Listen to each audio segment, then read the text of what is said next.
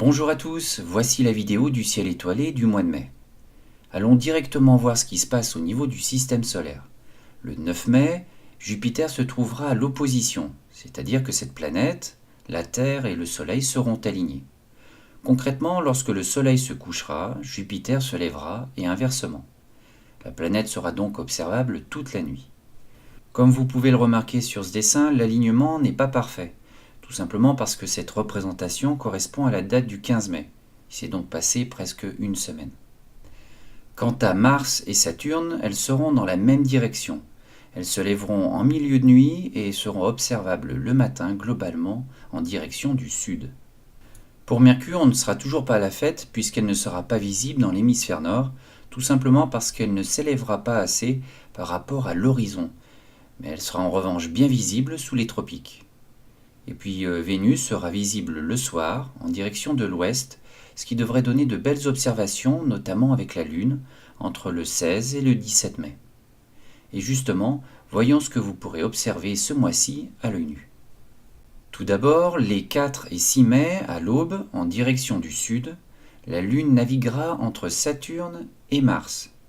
Pour vous donner quelques repères, Mars sera 300 fois plus éloigné que la Lune, et Saturne plus de 3500 fois. Ensuite, le 16 mai, à l'ouest, vers 21h30, la Lune s'approchera peu à peu de Vénus pour se retrouver le lendemain l'une à côté de l'autre. Vous pourrez en profiter pour observer la lumière cendrée. Il s'agit en fait d'un clair de terre, c'est-à-dire l'éclairement de la Lune par la lumière solaire renvoyée par la Terre. C'est en quelque sorte un grand jeu de miroir dans l'espace. Et puis 4 jours après, je vous propose de repérer vers 22h à l'ouest Vénus qui se trouvera à plus de 200 millions de kilomètres. Vous la verrez briller intensément, apparemment seule, mais vous doutez bien que les apparences sont trompeuses. En effet, placée juste en dessous se trouvera l'amas ouvert M35. Pour ceux qui ont une paire de jumelles ou encore mieux, un petit télescope, vous verrez un groupement d'une centaine d'étoiles, situées à plus de 2600 années-lumière. On estime son âge à environ 100 millions d'années et sa taille réelle est d'environ 20 années-lumière. Juste à côté, il y a un autre amas ouvert plus compact et beaucoup plus éloigné. Et enfin, pour terminer ce mois de mai, je vous propose de regarder le 27 mai, au crépuscule, en direction du sud-est, la Lune qui retrouvera, comme le mois dernier, la planète Jupiter. Voilà, et maintenant voyons les phases de la Lune.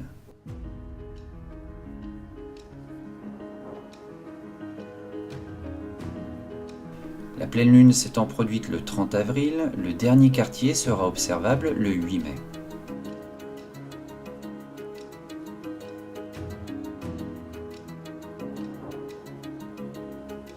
La nouvelle lune se produira le 15 mai.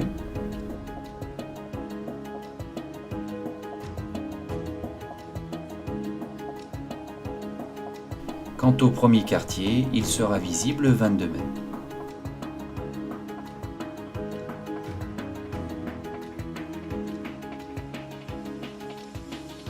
Et enfin, vous pourrez voir la pleine lune le 29 mai.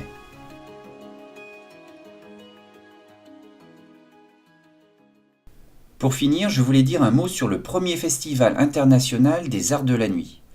Je vous en ai parlé un petit peu l'an dernier, il s'agit d'un festival qui unit tous les arts qui se sont essayés à la nuit. Il y aura bien sûr des expositions de photos du ciel nocturne, avec en plus le résultat du concours du Photo Nightscape Awards.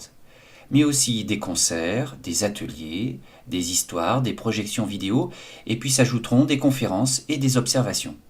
Ça se passera à Lourdes du jeudi 31 mai au dimanche 3 juin. Je vous mets bien sûr tous les liens dans la description. Voilà, la vidéo touche à sa fin. Je vous souhaite à tous de belles observations et on se retrouve le mois prochain. À bientôt!